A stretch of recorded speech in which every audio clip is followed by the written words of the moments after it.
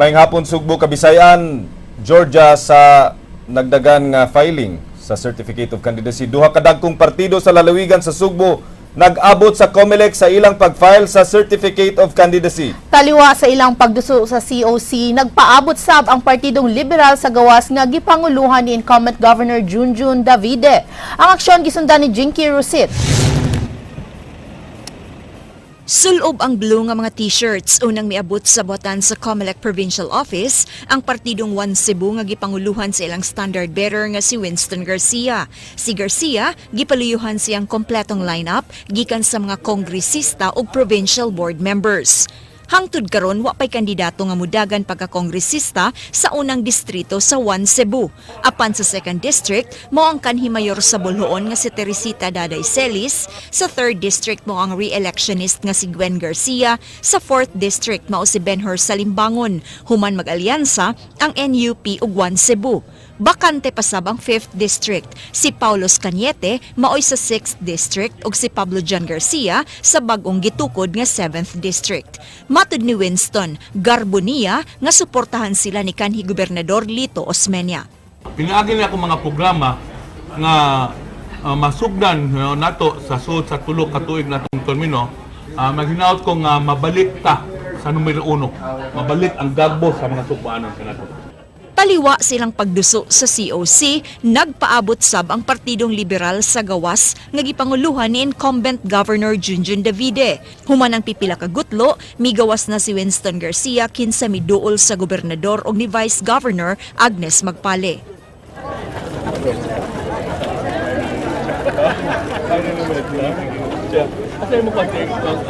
Agnes. Hello. Apan si Gwen, way kisaw ug hinay-hinay nga bibiya sa COMELEC office. Pasado alas 10 na dihang nakaduso silang COC ang kampo nilang Davide. Si Davide gikuyugan siyang running mate nga si Vice Governor Agnes Magpale ug ilang mga supporters nga pulos nagsulob og yellow t-shirts. Gawas ni Magpale, miduso na sab sa ilang COC ang mga kandidato nila pagka-kongresista. Matag distrito adunay tagduha ka mga kandidato pagka board members. Si Davide siyang bahin miingon nga wa siya'y mga issues nga ipaabot atulon niya sa campaign period. Nato lang ang atong performance, no, ang accomplishment sa province. We'll tell the people what we've done so far, no, sa first 3 years, sa 3 years nato. And then muhangyo kita nga masublian kita kay daghan pa trabaho, daghan pa tiwasonon. Alang sa mga nanambong ganiha, usa ka bibo nga eleksyon ang posibleng mahitabo karong 2016. Alang sa Aksyon Bisaya, Jinky Rusit, News 5. Peter John Garcia ug Peter John Calderon mi-file sa ilang Certificate of Candidacy alang sa bag-ong ikapitong distrito sa lalawigan sa Sugbo. Kini ang giaksyonan ni Jinky Rusit. Dungan sa pag-abot sa duha ka mga partido kaganiha nga One Cebu ug ang Liberal Party sa buhatan sa COMELEC, formal na sab nga gipaila-ila ang duha ka mga mokandidato sa bag-ong natukod nga 7th District sa Sugbo. Si kanhi Kongresista Pablo John Garcia mao'y mo representar sa partidong One Cebu. Iyang gipaybaw nga ang kasinatian niya isip magbabalaod mo'y usa sa rason kung nganong subli siyang mudagan sa Kongreso. Nasukip sa iyang Certificate of Candidacy ang iyang mga plataporma de gobyerno. Ang iyang infrastructure yun, no? Unya ang ako ikaduha sad is to help infrastructure nga mo-support sa iyang tourism sector, no? Dako kayo og potential dia sa 7th district. Andam na sab nga mo serbisyo sa 7th District si Board Member Peter John Calderon sa LP. Matud niya, iyang ipadayon ang mga nasugdang proyekto ni Willie Caminero sama sa pagpaayos sa mga kadalanan sa Bukirang Barangay. Giisip niya nga usa ka dakong hagit siyang kandidatura ang pagpapili ni PJ Garcia. I don't know if I have an advantage. I think in fact, ato butang mas bintaha pa siya because na former congressman naman siya, and then exposure po he ran for governor the last time, so I don't think I have an advantage. Ang kamugnaan sa 7th District bag-o lang naaprubahan ni Presidente Noynoy Aquino ni ining buwan na lang. Alang sa Aksyon Bisaya, Jinky Rusit, News 5. Mga kandidato sa dakbayan sa Karkar ug lungsod sa San Fernando misangat sa ilang certificates of candidacy kaganihang buntag. Kini ang giaksyonan ni Ray Pasaporte.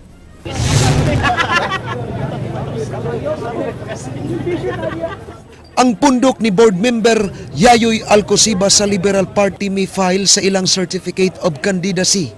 Si Alcosiba mudagan pagkamayor sa Karkar City, batok kang mayor ni si Puro Apura. Ang iyang anak maoy mupuli kaniya pagka board member sa unang distrito sa Lalawigan. Mudagan pagka vice mayor ni Alcosiba, mao si Roberto Alunar. Sa napulo ka konsihal ni Alcosiba upat ni ini incumbent nga sila si Roy Velez, Giovanni Quijano, Arky Gantuangco, Jason Fernandez, og ni kumplito sa lineup mao silang Elaine May Alminiana, Jupil Alquizar, Leonila Sato, Juric Sato ug Edgar Alcover. Lain nga niduso sa ilang COC alang sa pagkamayor isip independente. Sila si Vicente Balbirona ug Agustin Soliano Jr. Bisag asa ta makadungog ta sa Karkar City nga almost every day ay patay. Unya ang kakuan ana kay wa jud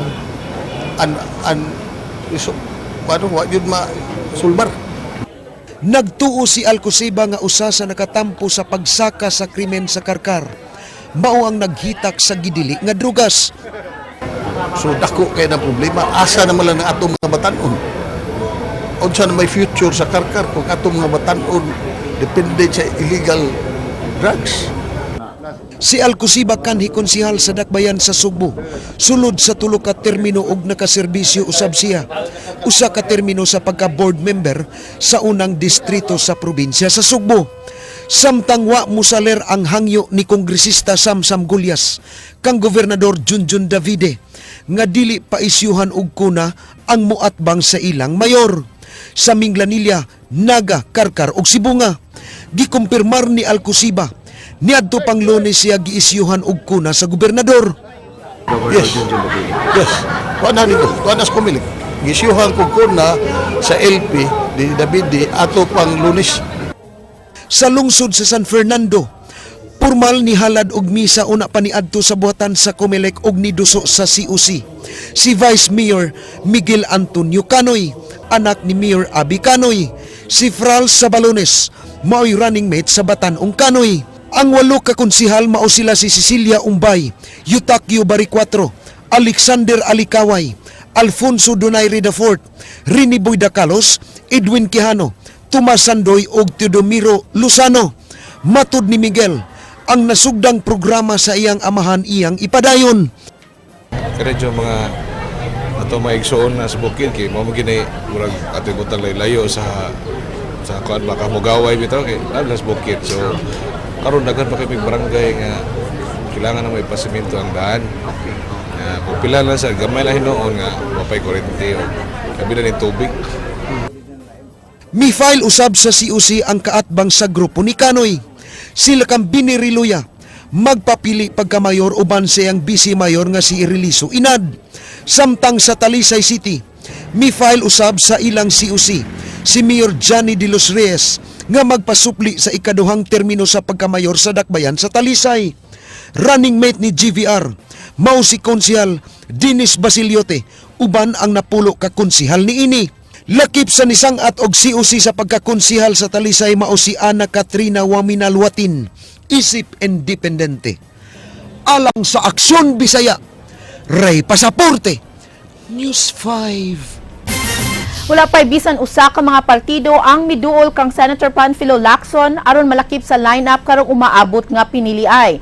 Matud pa ni Lacson nga bisan si Davao Mayor Rodrigo Duterte wala pa nakigsulti kaniya. Wala usab siya makadawat og imbitasyon gikan sa uban nga mga presidentiables. Si Senator Panfilo Lacson ang bugtong senador nga wala mudawat sa iyang pork barrel sukad sa pagkapili niya pagka-senador. Supak siya sa pork barrel o PDAF tungod kay mao kini ang tinubdan sa korupsyon sa mga magbabalaod. Giklaro ni Lacson nga bisan kinsa kanila ang nga moduol kaniya og maayo ang ilang tumong og katuyuan sa ilang pagpapili adto siya niini mo suporta. Ganito, baka naman alam niyo hindi ako lawyer. Baka mamaya ako pa ma-disqualified. Wala pa'y gobernador nga suportahan ang pundok ni Mayor Abe Canoy sa lungsod sa San Fernando kinsa mitapon sa NPC. Si Canoy mudagan pagka-congressman sa 1st District sa Subo. Kini ang giaksyonan ni Ray Pasaporte. Wa mabalaka si San Fernando Mayor Abe Canoy nga gisalikway siya sa Liberal Party. Si Canoy mudagan sa congressional seat sa 1st District. Apan wa hatagig certificate of nomination and acceptance. Iyang giangkon nga wa niya gikahimuot o gikalipay ang pagsalikway kaniya sa LP. Sanglit siya raman unta ang original nga local LP sukad pa ni adtong 2010. Niadto lang Domingo sa buntag na sayran sa mayor nga di siya hatagan og kuna sa LP. Human niya gitawgan og gikaistorya si Gobernador Junjun Davide. Nakahukom siyang mobalhin sa NPC sa kampo ni presidential candidate Grace Poe og Ches Escudero og nakakuha og kuna gikan sa NPC. Sunday, noontime, just before 12, he called me nga. Upong pa ni Rojas kuno na I could not give Canoy, in conscience, I will not give Canoy the CONA for LP. Nagtuo ang mayor nga ang pamilyang Gulyas mo'y hinungdan sa tanan. Saan lang duot nako, I will always survive. Just what happened to me when I was mayor here for about 18 years. Kaya ako naman yun, kada election, iyagin kong, he always tried to unseat me. Pero kalos ginawa kita mapili. Diyang gipangutana si Canoy, ning inyong tigbalita kung walay mo paluyong gobernador sa NPC dinhi sa probinsya sa Subo. Iyang tubag. So sa pagkakaroon, why gobernador ang NPC? Kung ang NPC, why gobernador? Mauna ko ito. Bahala na mo sa gobernador. Alang sa Aksyon Bisaya, Ray Pasaporte, News 5. Mag-abot karong umaabot nga eleksyon ang mga sakop sa Banayng Sitoy sa lungsod sa Cordova. Ilang amahan nga si Adelino Sitoy way mabalaka nga magharong ang duha niya ka mga anak pagka-mayor sa maong lungsod. Ang detalye sa report ni Ryan Sorote. Sayang nga nagpanunpaingon sa balay lungsod sa Cordova ang mga supporters ni Vice Mayor Therese Techi Sitoy Cho kaganyang buntag. Bit-bit nila ang karatula nga dunay hulagway niya og sa iyang amahan nga si Cordova Mayor Adelino Adi Sitoy. Magbaylo ang duha sa umaabot nga eleksyon, din ang anak ang magmayor ug ang amahan ang magbisi mayor. Makigharong ni Techi si board member Arlie Sitoy bisan gisupak kini sa iyang amahan. Ang musupak sa kong leadership mo na atos sa pikas. Pero mutuo sila sa kong leadership sa Cordova. Di aman ko sa akong vice. Wa man ko ni Arlie kay para man ta siya sa board member. Mato ni Adi, gitabangan ug hangyo nilang Cebu Governor Junjun Davide ug Vice Governor Agnes Magpale nga magpasubi ang iyang anak pagka-board member sa 6th Distrito apan wa kini magpatuo. Wa ra mabalaka si Adi sa panag-abot sa duha niya ka mga anak. Gikan sa Liberal Party, giingong magpasagop si Arlie sa PDP laban ang partido sa iyang uyuan nga si Celsi. Ugma, giingong mofile sa iyang COC si Arlie uban sa iyang slate. Mas gipaboran sa mayor si Techi nga iyang gihulagway nga mahimong maayong working mayor kun itandi ni Arlie nga dunay kakulian. Nagkinahanglan ko din ay working mayor. Kada bang why kuan sa movement, why sa bud. Kita man ko si Arlie nga physically handicapped. Si Techi ang mi-file sa Certificate of Candidacy sa iyang amahan nga veterano na sa pamulitika uban sa iyang slate. Gilangkuban kinilang Limuel Pugoy, Alan Tiro, Angeles Geranod, Nicolas Tura, Rodrigo Sumagang, Cesario Muñez, Cesar Suwan ug Chudorico Casquejo Jr. Alang sa Aksyon Bisaya, Ryan Sorote, News 5.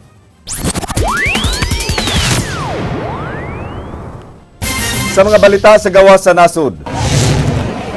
Duha ang patay samtang 23 ang naangol dihang nahagba ang gitukod nga pedestrian bridge sa Santon, South Africa. Ang namatay ug naangol na datugan sa mga scaffolding sa bridge nga gamiton unta sa mga pedestrian sa paglabang sa highway. Lakip sa nadatugan ang mga sakyanan nga nagdagan sa highway dihang nahagba ang gitukod nga taytayan. Ang mga engineers natahap nga kusog ang paghapak sa hangin nga hinungdan sa pagkahagba sa taytayan. mga independent engineers gitahasan sa pag-imbestigar sa nahitabo. United States mupadala og 300 ka mga sundalo sa Cameroon alang sa pagigbatok sa pundok nga Boko Haram. Ang Boko Haram usa ka Islamic extremist group nga nag-operate sa Nigeria, Chad ug Cameroon sa South Africa. Ang mga sundalo nga ipadala sa US mukondak sa airborne intelligence, surveillance ug reconnaissance operations. Mga advanced forces sa US military nangabot na sa Cameroon. Ang Boko Haram natukod niadtong tuig 2002 ug sukad sa kagubot nga ilang gisugdan, mikatap na sa ilang pundok gikan sa Nigeria ngadto sa Chad ug Cameroon ug Nigeria. Gibanabana nga miabot na sa kapin 70,000 ang ilang napatay. Lakip sa ilang gihimo ang kidnapping sa dulan 300 ka mga estudyanteng babay sa miaging tuig. Ang Boko Haram buot nga mo-establish sa usa ka Islamic Caliphate nga ug kaalyado sa pundok nga Islamic State. Lakip nga ipadala sa US ang mga Predator drones nga mahimong mutira sa mga ground targets.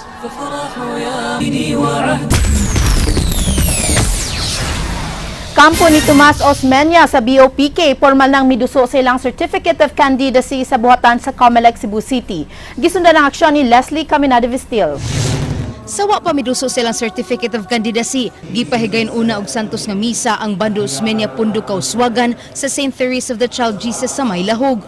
Human misimba, nagmotorkada dayon ang grupong BOPK paingon sa Plaza Independencia. Din didto nagpaabot ang mga supporters sa BOPK.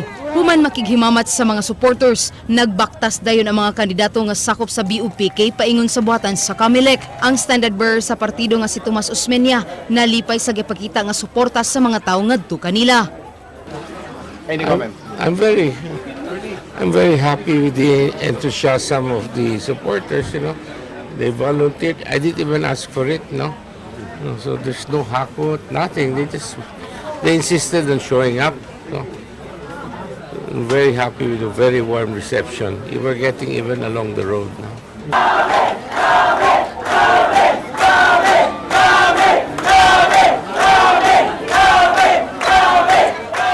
Si Osmeña mihulagway sa iyang subling pagpapili pagkamayor nga daw sama siya og misalmot og boxing nga kun anaan na siya sa ring wa nay atrasay. Kumpiyansa si Osmeña nga posibleng maangkon ang kadaugan sa piniliay labi pa sa mga reklamo nga giatubang karon ni Rama.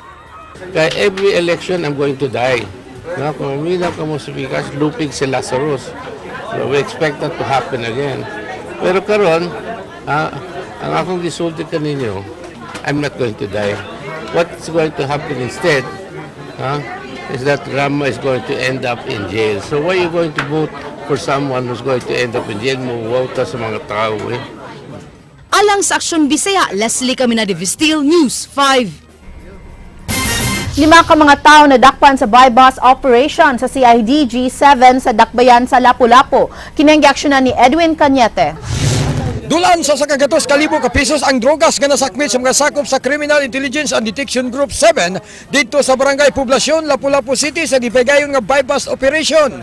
Sila si Jesus Toribia, 31 anyos nga taga Basak, Lapu-Lapu City. Sa Indong Ambol, 24 anyos nga taga Humay-Humay, Lapu-Lapu City. Lantip Disoba, 33 anyos nga taga Barangay Karahay. Ronil Hilig, 18 anyos nga taga Barangay Luog. ug siya Elmer Muñasque, 28 anyos nga taga Barangay Poblacion nga nadakpan sa kapulisan. Si CIDG 7 Director Police Superintendent Marlon Tayaba mibutya nga duha ka semana nilang gisurveillance ang mga suspitsado nga gi-report sa mga concerned citizens sa ilang buhatan. Sila si Elmer ug Jesus mo ilang subject sa bypass operation ug ilang naatlan nga tulo ka mga suspitsado nga didto sa lugar nga nagsuyop. Ang 5 nga nadakpan sa kapulisan gitanggong na sa detention cell sa CIDG 7. Of such drug then. Now we compose a team to conduct surveillance, and it so happened sa several surveillance operation na kinandak ng mga tao natin naging positibo. Then we plan an operation to conduct bypass. Nakuha gikan sa mga dinakpan ang 8 ka nagadiang klase sa bala, lighter, tin foil, gunting, 43 ka gagmay nga pakiti nga shabu ug usa ka medium size nga pakiti sa shabu. Alang sa Aksyon Bisaya, Ed Cañete, News 5. Dako ang pagtuo karon ni mayoralty candidate Tomas Osmeña nga posibleng si Mayor Michael Rama Rasab ang nagpaluyo sa reklamo nga gisangat sa tulo ka mga taxpayers batok sa siyam ka mga konsehal sa Sugbo. Ang report giaksyonan ni Leslie Caminado Vistil. Go ahead, file. He's always been threatening to file. So finally, somebody file. You file. Gihagit ni mayoralty candidate Tomas Osmeña si Mayor Michael Rama nga mupasa ka og kaso kun sa iyang pagtuo, dunay nahimo nga kalapasan ang siyam ka mga konsehal nga sakop sa BOPK. Kini may kalabutan sa reklamo nga gisangat sa tulo ka taxpayer nga silang Rolando Susubrado, Sofio Miral ug Bernardo Tamundo, batok sa mga konsehal nga may babag sa pagtuki sa supplemental budget, diin nahisukit didto ang performance incentive sa mga kawani sa City Hall. Base sa reklamong gisangat sa buhatan sa ombudsman kagahapong adlaw, giyong nakalangan ang gihimo sa majority sa konseho pagtuki sa supplemental budget. You have to be very clear about what you're filing, no? What is the law that we violated? Kita ordinaryo nga tao, di man ta bright, no? Pero usually, if you're accused of something, you have to cite the specific law you violated. Like I said, they have every right, you know. So on our left, there are three taxpayers who are suing us for not using the funds. I mean, for not approving. On the other hand, we have Romulo Torres who says you better not do it. So where do we go? Gihimakak ni Osmeña nga gibabagan sa BOPK ang mga gusto sa mayor, labi na ang paglabang sa supplemental budget. Nanganti si Osmeña nga doon na siya mga issues nga posibleng ikakurat sa katawhan sa Sugbo. Dili na tinuod that we're trying to block it. The City Council, sa 5 katuig nga mayor si Rama, the City Council approved 42 billion pesos. So dili na tinuod, gibabag ang council ng iyang mga proyekto. What did he implement? Mag-implement siya, palit siya several hundred brand new auto. Things like that ba? He doesn't like to be questioned about that. Alang sa Aksyon Bisaya, Leslie Caminado Vistil, News 5. Duha ka pundok sa Opon ug mga independent candidates mi file sa ilang COC. Kini giaksyonan ni Ryan Sorote.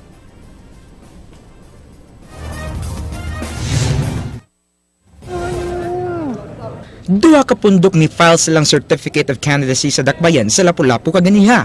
Unang ni file ang pundok sa PDP Laban nga mitawag sa ilang kaugalingon nga kusganon human sa usa ka misa sa simbahan sa Beren sa Regla. Ang pundok gipanguluhan sa ilang kandidato pagkangkongresista sa Dakbayan sa Lapu-Lapu nga si Dr. Celsi Sitoy. Ang akong tanaw po pareha og problema ngadto sa Cordoba.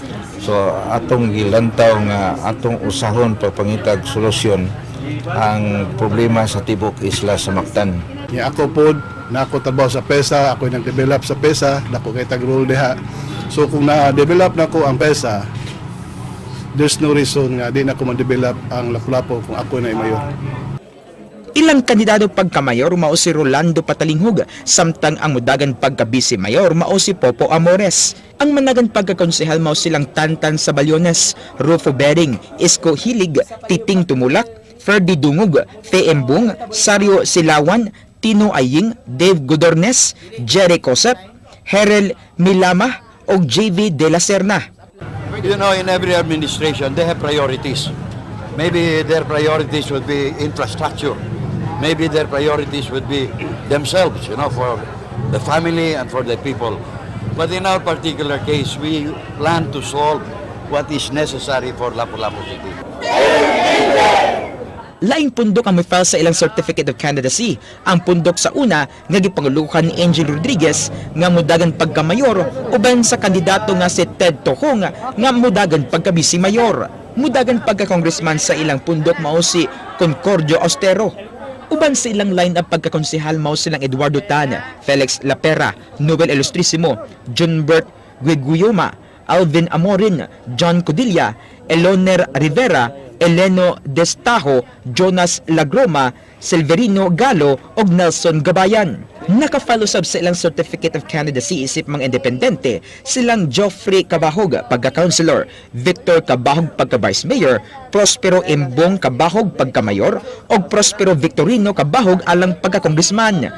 ug mga adlaw mo file silang Certificate of Candidacy ang pundok sa mga radasa. Alang sa Action Bisaya, Ryan Sorote, News 5.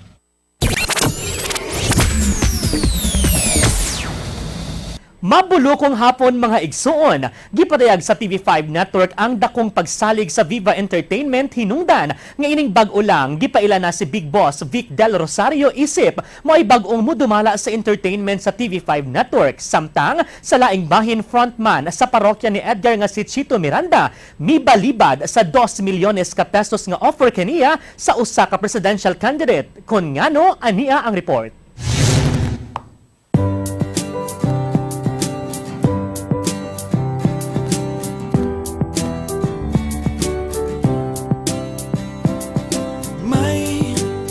Gisiguro ni Chito Miranda nga ang iyang boto karong umaabot nga 2016 national elections maadto gyud sa mga taong iyang gituhuang may igong katakos sa pagpadagan sa nasod.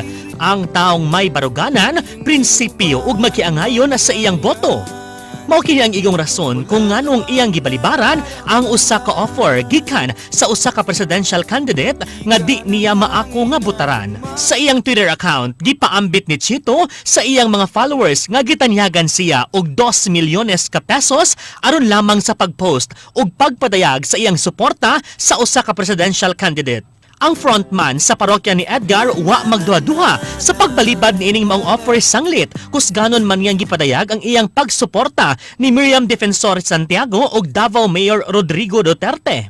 Matud niya, anaara nilang duha ang iyang paluyuhan kung ugaling makadesider sila sa pagdagan isip presidente sa umaabot nga eleksyon.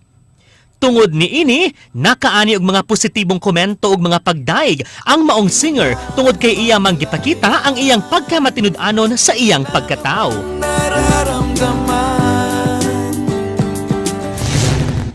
Ang presidente sa TV5 Network nga si Noel Lorenzana mipaambit nga dakog ikatabang sa Kapatid Network ang formal nga pagsulod ni Boss Vic Del Rosario sa entertainment sa TV5. Sanglit, iya naman ning napamatud-an sa pagdumala ini sa Viva Entertainment nga iyang gipanag-iya. Gani, gihatagan og dakong pagtagad sa mga kadagkuan sa TV5 ang expertise ug experience ni Del Rosario sa pag-produce og mga blockbuster films ug mga shows sa Viva ug malaumon sila nga mauna ni ang higayon nga makabot sab sa TV5 ang kalampusan nga nasinati karon sa Viva Entertainment. Giilasab sa TV5 ang Viva isip usa sa mga dakong ahensya sa showbiz industry nga makapausbong gyud sa career sa usa ka artista ug gani na panglantawan sab sa Kapatid Network nga sa mga programang pagadumalahon na unya sa Viva kagaton gyud ni sa publiko.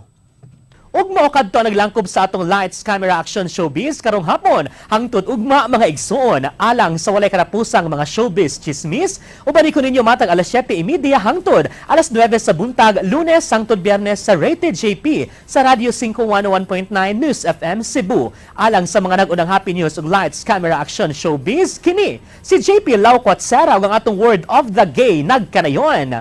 Ang baklang retokada, mapera at maganda ay bakla pa rin, agay.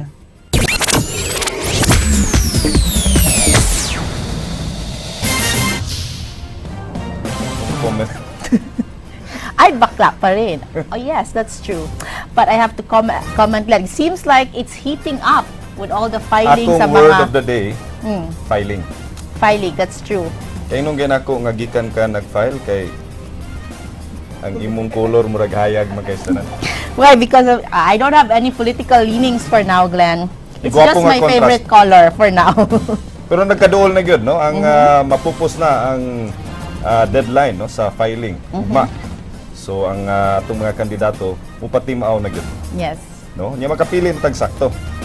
Well, yeah. Na yung mga kandidato mugawa sa Facebook nga ni file sila o pagka-mayor. Yes, data og sakto sakto ba ba yun? sa uban nga ni pagkatap og mga streamer. Nya wa pa mo anunsyo. Specific man kay Monggi. Pero naara man na diri sa atong stasyonan. No? Kasi mong ginapasabot, Glenn. Yes, it seems like everybody's waiting for this particular person. Inig kahuman na gyud sa deadline. Inig ka deadline Tomorrow. Tomorrow. A lot of surprises tomorrow. Daghan ang surprises ug maawatan ninyo. Yes. Maugadto ang mga balita sa Aksyon Bisaya. Ako si Glenn Soco. Mga balita nga pundasyon sa ligdo nga opinyon ug konkretong solusyon ako sab si Georgia Herrera. Bisan asa, bisan kanusa. Kapatid, kay di lang kutob sa balita. Aksyon!